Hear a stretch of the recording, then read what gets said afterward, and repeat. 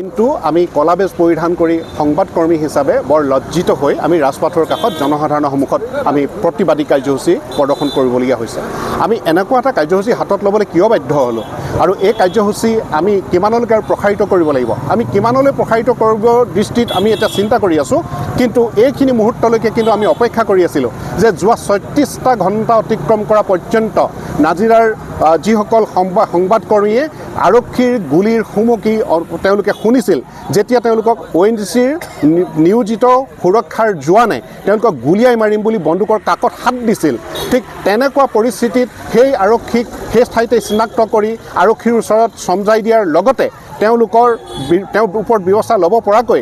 এজাহাৰ দাখিল কৰা হৈছিল। আৰু সেই মুহূৰ্তত এজাহাৰ দাখিল কৰাৰ 24 ঘণ্টা আৰু 24 ঘণ্টাৰ পৰৱৰ্তী 36 ঘণ্টাও অতিক্ৰম কৰি যোৱাৰ মুহূৰ্তত কিন্তু অসম আৰক্ষীৰ বিশেষকৈ নাজিৰা আৰক্ষীৰ কোনো ইতিবাচক পদক্ষেপ, কোনো ইতিবাচক ব্যৱস্থা গ্ৰহণ আমি দেখা নাপালোঁ। আৰু তাৰ লগতে এটা আটাইতকৈ ডাঙৰ কথা, প্ৰতাৰক ৰূপে পৰিণত হৈছে আৰক্ষী যিদৰে, ঠিক একেদৰে প্ৰতাৰণাৰ দলিলত তেওঁলোকেও ভৰি দিছে নেকি যে নাজিৰা মহকুমা আৰক্ষী বিষয়াৰ লগত সিদিনা আমি দেখা পাইছিলোঁ যে আমাক আহ্বানো জনাইছিল যে আপোনালোকে